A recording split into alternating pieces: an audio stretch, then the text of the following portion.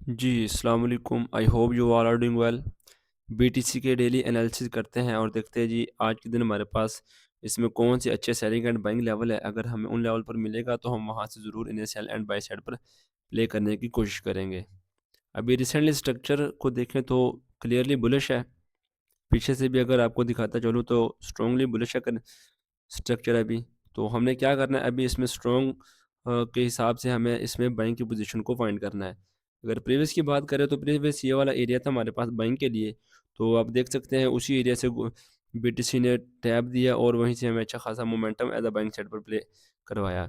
इसकी प्राइसेस हमारे पास थी ऑलमोस्ट 71,352 से लेकर 71,255 का एरिया हमारे पास बाइंग के लिए था, जो कि ऑलमोस्ट इसी एरिया से बीटीसी ने हमें अच्छा खासा पंप दिया। और रिजेक्शन जोन की अगर बात करूं तो ये वाला एरिया हमारे पास एज अ रिजेक्शन एरिया था, जिसकी प्राइस हमारे पास थी 72,481 से लेकर 72,406 का एरिया हमारे पास एज अ सेल साइड था, जो कि इसे ब्रेक कर दिया। ब्रेक करने के बाद इसी एरिया के रीटेस्ट पर अगर आप देखें तो यहीं से हमें अगेन बाइंग में बैठने का मौका दिया। तो अभी रिसेंट के मुताबिक देखते हैं कि कौन से लेवल्स हमारे पास अच्छे हैं बाइंग के लिए या सेलिंग के लिए।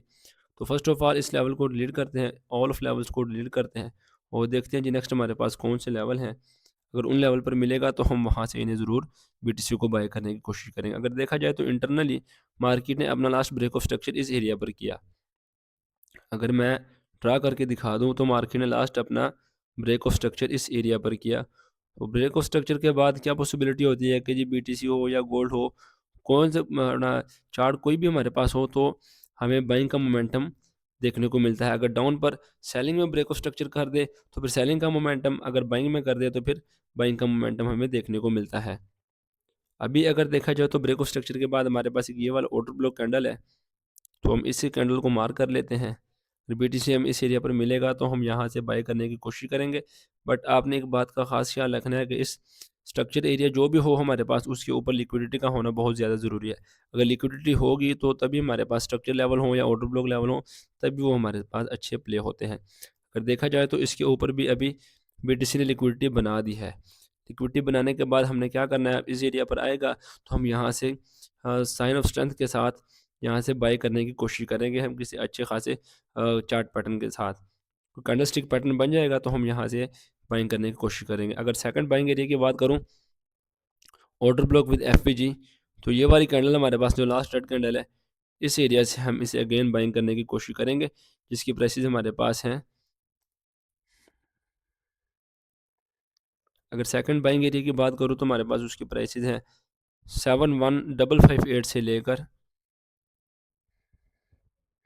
71,441 का एरिया हमारे पास अगेन बाइंग के लिए होगा बीटीसी में।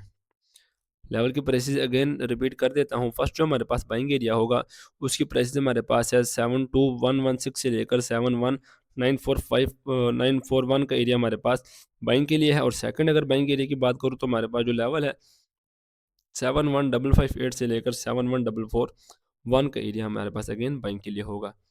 और अगर सेलिंग की बात करूँ तो फर्स्ट ऑफ ऑल हमने सेलिंग से अवॉइड करनी है, क्योंकि अभी स्ट्रांगली बुलिश है तो हम कोशिश करेंगे एज अ बाइंग लेवल को प्ले करने की।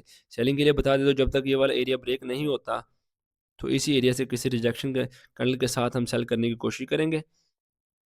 अगर ये एरिया ब्रेक हो जाएगा तो हमें और कंफर्मेशन हो जाएगी कि बीटीसी अभी और ऊपर पंप हो सकता है।